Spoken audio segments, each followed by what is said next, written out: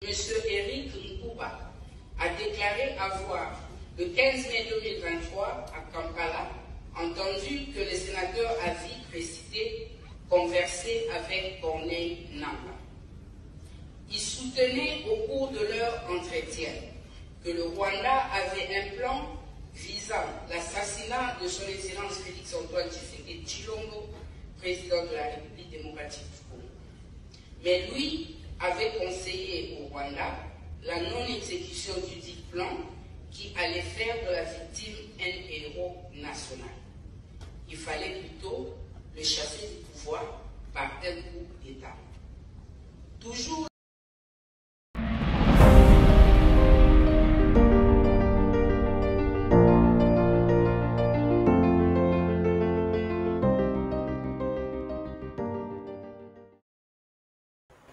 Voilà, mesdames et messieurs, bonjour, bonsoir, ça dépend de l'ère à laquelle vous nous suivez de partout, très chers abonnés.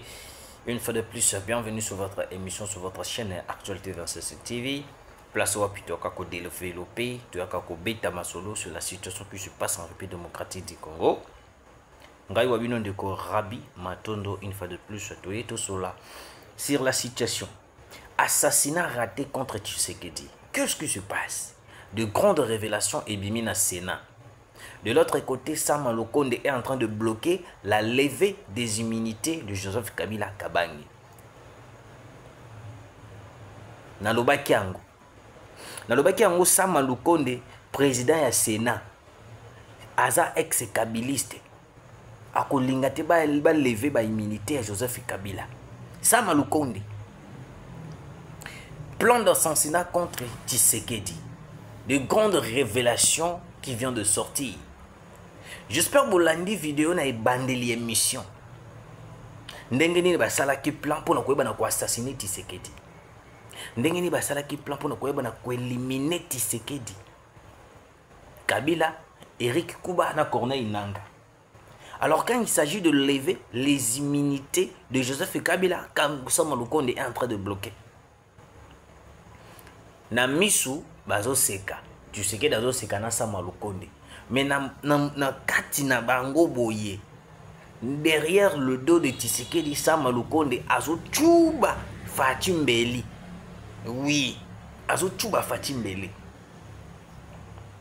Sama Lukonde avant d'ici certains Katangé alobi non, il faut tout bloquer makambo ezali ya koyeba na ko lever ba humilité, il y a Joseph Kabila Kabangi.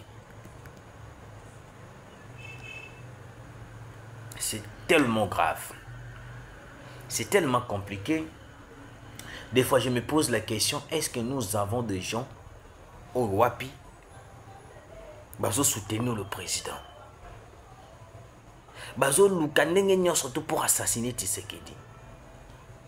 Aujourd'hui, je donne raison na ministre. Si je ne me trompe pas, c'était Constant Moutamba. Or, le Baki Kenon Tshisekedi a raté plus de 100 assassinats Mobimba. Tshisekedi est raté Tshisekedi. Et bien, le Babima qui va lui dire 100 assassinats contre Tshisekedi. Il y a certains coups d'État contre Tshisekedi. Oh, wapi Moussou Balobate. Moussou Balobate. Izali. Ça fait trop mal de voir Kabila, Hippolyte Kanabe Kazembe veut à tout prix assassiner et éliminer Tshisekedi. Boyoka, Bovanda calme, Boyoka.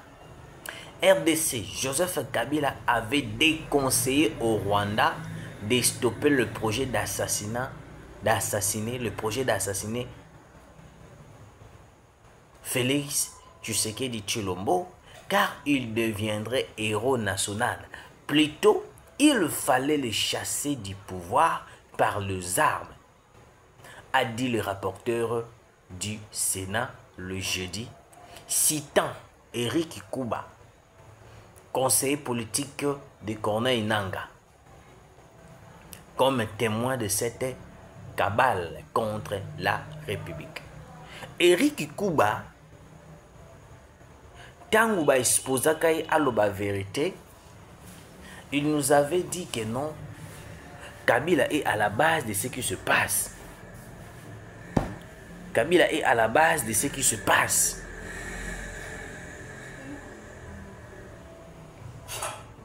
A cité la biso Kabila comme la première personne qui finance les rebelles du M23. Mais tout cas, on a Kabila de l'autre côté. Et l'autre, on a la Kamwakati Lelo. Tel Lelo est comme un niveau, il y a un lever les militaires Joseph Kabila. Il y a certains locaux, il y a Joseph Kabila, Kingakati, tout là. Vous savez comment est-ce que le gouvernement a pris le temps? Nous avons dénoncé à plusieurs reprises le gouvernement. Le gouvernement maintenant position à cause de la silencieux, de regarder de loin, d'observer, sans pourtant agir. Et aujourd'hui, le gouvernement prend la décision. Il y a Kokanga Kabila, qu'on lève les militaires à Kabila. Et certaines personnes, le quoi basama lukonde ba komi ko bloqué. Le quoi basama lukonde ba komi ko bloqué. J'ai toujours dit que Sama Lukonde ne fera rien de bon. Namakambo est allé lever une militaire à Joseph Kabila. Sama Lukonde a gossé l'autre côté.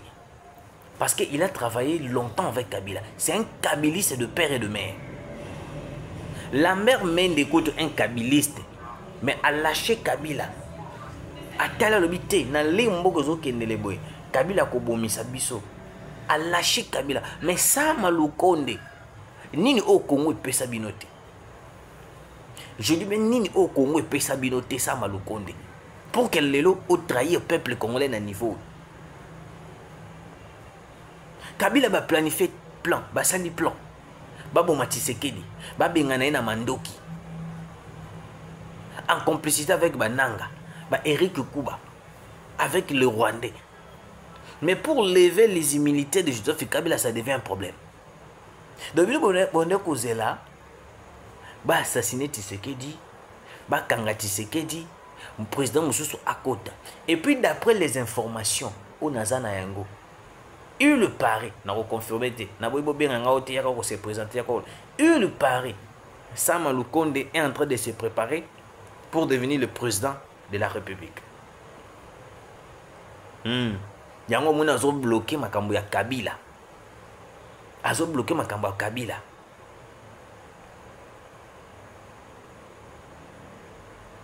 Parce que ayebi que non, ceux qui le lot Tshisekedi a quoi, balongoli Tshisekedi, il a joué peut-être intérim, il n'est pas la présidente de la République, Sama Lukonde.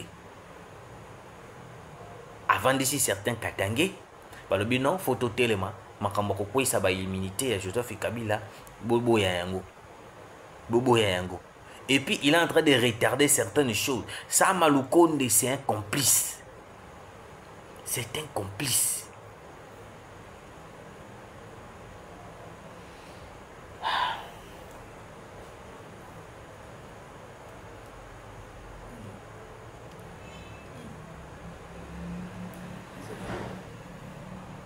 Sama Lukonde c'est un complice. Yango Mouna le Barayango Ernest Soto, le président de la République n'a pas d'amis. Azapeka n'a ennemi. Ozuba Vital Kamerhe, Ozuba Sama Lukonde, Congo Pesabino Nyonso, Congo Pesabino Nyonso tout boluka. Mais lelo, beaucoup miko luka, botika, Tshisekedi ba éliminer, babo ma Tshisekedi pour que bino, beba ko bénéficier na pouvoir eux.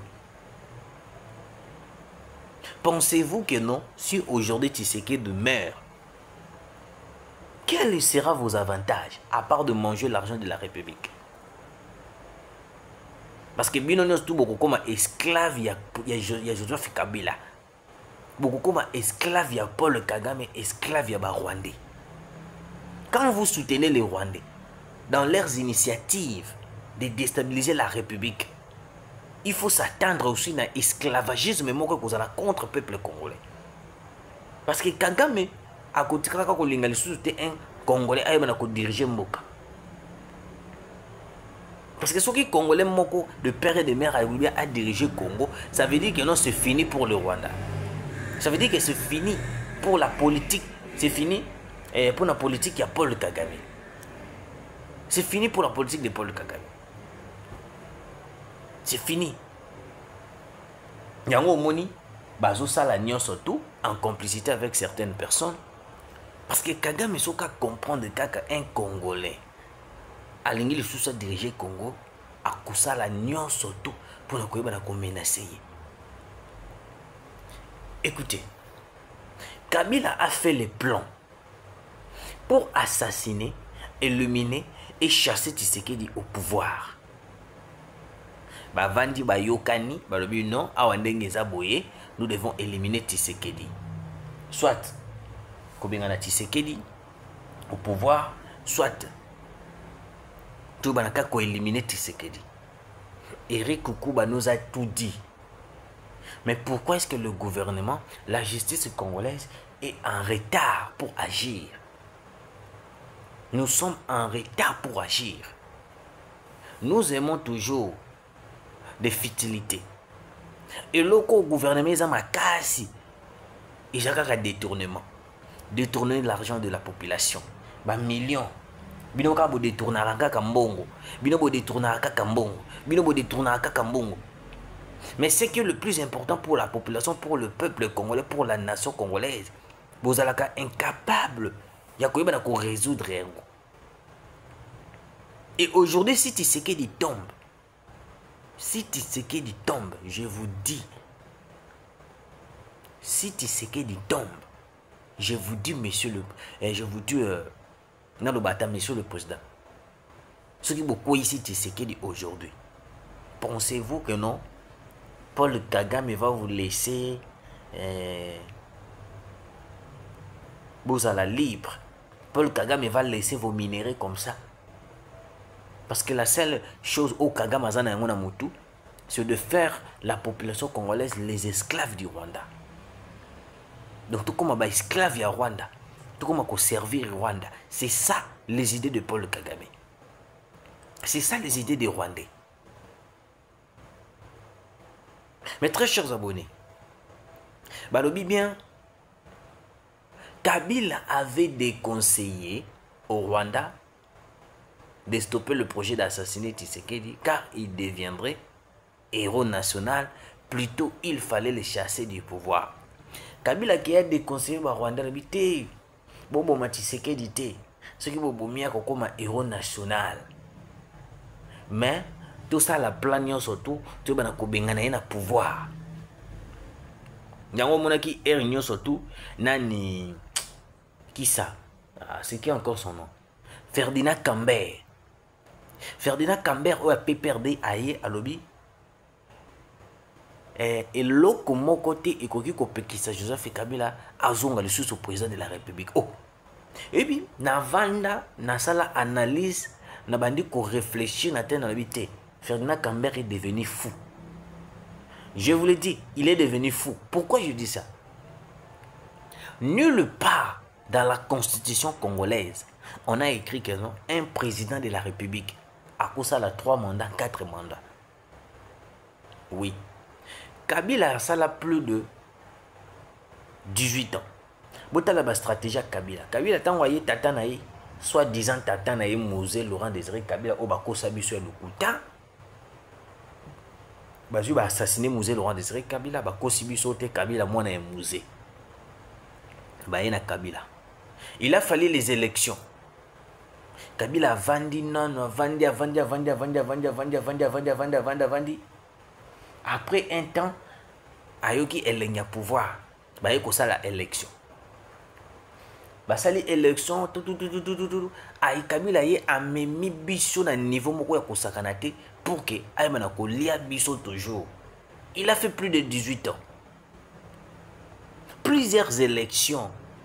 Il y a Titi, papa Titi a réussi à gagner l'élection, mais Kabila a coincé. Pourquoi? Parce qu'il voulait tout à tout prix diriger toujours les Congolais. Il ne voulait pas quitter le pouvoir. Parce qu'il a un plan de balkaniser le Congo avec le Rwandais. Il faut déstabiliser le Congo. Parce que le Congo est mon aîné. Et puis, avec la complicité d'un certain président français, entre Nicolas Sarkozy, si je ne me trompe pas. Un président français a lobby qui a la richesse et Congo, il faut partager dans les pays. C'était Ce qui à l'époque, tout ça qui conscient. Ce qui à l'époque, on avait compris. Peut-être ton être comme un niveau. Parce que c'était déjà le fait de nous faire comprendre déjà que dans les jours à venir, Congo qu'on allait déstabiliser pour tout Kabola ba minerai na biso na pays mususu. Nyango moni à tout prix. Ba yeba meki coup d'état Christian Malanga pour ba boma Tshisekedi. Pour ba boma Tshisekedi. Baluki ba boma Tshisekedi ba éliminer Tshisekedi pour que Kabila zonga na pouvoir pour que basa la continuité na bango ya ko balkaniser ko. Na yebisa ki bino boy. Omoni lelo soki Tshisekedi akufi. Ni le président ya Sénat akoya kosala intérim, ni le président de l'Assemblée nationale.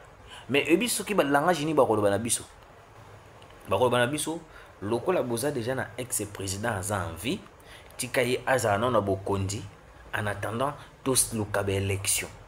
C'est par là tongaki tokota siko na idée ya Olivier Kamitatu.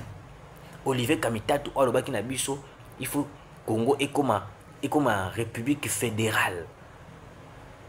Kozonga kaka ya Kabila, tonga to kende directement na kata fédéralisme. Fédéralisme en d'autres termes, ce qu'on landeli définition de fédéralisme en d'autres termes, c'est le mot. Nakobenga yango synonyme. Nakobenga yango synonyme. C'est le mot, c'est le synonyme de la balkanisation. Donc ça veut dire que non toko balkaniser mboka. Partir dans c'est comme il y a un Rwandais, Olivier Kamitatu. Dans le bas nabino, Ernyon Soto, ce que moni proposition moko bimi pa ya Katumbi, pa ya ba kabiliste, et que moni ba Rwandais, baza ko appuyer yango boye ba keneza na avantage na bango pe. Pourquoi les M23 baza ko appuyer makambo ya fédéralisme? Parce que ba yebi na kata fédéralisme ba ko diviser mboka. Ils ont appuyé makambo ya fédéralisme. Le Congolais ba moni ba Congolais ba télémeli makambo fédéralisme oyango mona ki moto ekufi bazo lobela sous makambo fédéralisme té bazo lobela sous makambo fédéralisme té. Ces gens-là ce sont de méchants. Parti politique à Katumbi, parti politique à Kabila, parti politique ya Nanga, parti politique ya nani Frankie Djongo. Ils ont un parti politique il faut qu'on bannir en haut pour la vie éternellement. Ils ont gardé sous-souté. Le journal local bonne nouvelle, sauf quand il y a un assassinat contre Tshisekedi. Bonne nouvelle. Un Rwandais touti AFC M23 capturé à Sangue, pleine de la Ruzizi par le Wazalendo. T'as la image d'un vrai Rwandais à 100%. La frappe d'aujourd'hui des drones et des Sukhoi. Et bimi c'est biso babilongia ba Rwandais moko. Parce que moi la question que je me pose, na habité na Rwanda kuna ba obèse bazalaka te. Bino nyonso tuka nzoto moko. Donc bino nyonso su bwaka corps moko. Les Rwandais capturés abanako kineko renforcer bandeko na yi. Ba Rwandais tant que nous renforcer à quoi na mbiskada ba Wazalendo. Masasi bandi ko beta. Plusieurs éléments au bazalaki na bango tombés sur place. Et puis quelques-uns, plus de 5 Rwandais, nde bazalaki saisis. Na côté la bino image na ye tous en 18e musique, 18e minute, ok. Voilà sa photo. Bomonier un Rwandais à 100%. Pire. Obena elonga Kagame. Ba kwei na maboko ba Wazalendo. Je vous dis, kwei na yo na maboko ba FARDC mais ba Wazalendo te. Mais na comprendre que on est nzamba zanayi. Nzambe vraiment zanayi. Parce que kwei na maboko ba Wazalendo ba boy ko éliminer, ba boy ko neutraliser, mais ba gagner seulement. Nde ba ko présenter devant le média. Les Rwandais sont en train de nous envahir. Tant que nous observons ce le fait machiavélique qui nous a été imposé pour signer un accord, le Rwanda continue de renforcer ses positions. Et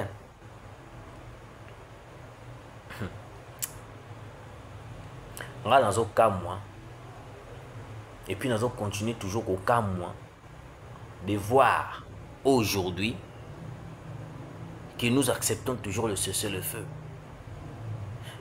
Nabimisa ba détail, nabimisa ba argument nyosoto pour faire comprendre le gouvernement congolais de notre pays, la RDC, que non, à travers le cessez-le-feu, Ndeba Rwandais bayaka ko envahir biso. À travers le cessez-le-feu, Ndeba Rwandais bayaka ko encercler biso. Mais nous continuons quand même avec le cessez-le-feu. Bon, on a des places cessez-le-feu, puis biso avantage. Ba FARDC na ba Burundi ba vandi baza ko observer cessez-le-feu. Mais ba wazali no ba ko sala musala. T'as degré. Moko Kanda, Moko Mawa. Je ne comprends pas. Monsieur le Président, je vous lance ce message. Le cessez-le-feu n'apportera rien. Le cessez-le-feu n'apportera rien. Tant que nous continuons avec ce cessez-le-feu, nous allons toujours perdre nos territoires, perdre nos villages, perdre nos localités. À travers le cessez-le-feu, nous avons au espace qui au espace prise par les M23, au place ça et salami boy, au place et salami boy. Monsieur le Président, est-ce que pour lui, on ne peut pas vraiment qu'on soit conscience, qu'on soit conscience qu'on soit conscience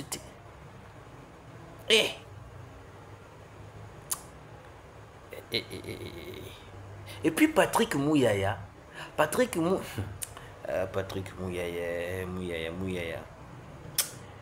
Merci seulement, merci de nous avoir suivis. Continuez de partager. Binoba Oyabiso, vous continuez toujours à la fidèle sur votre chaîne Actualité 26 TV. Zambia Pambola Bino, Tukutani Mbalasima.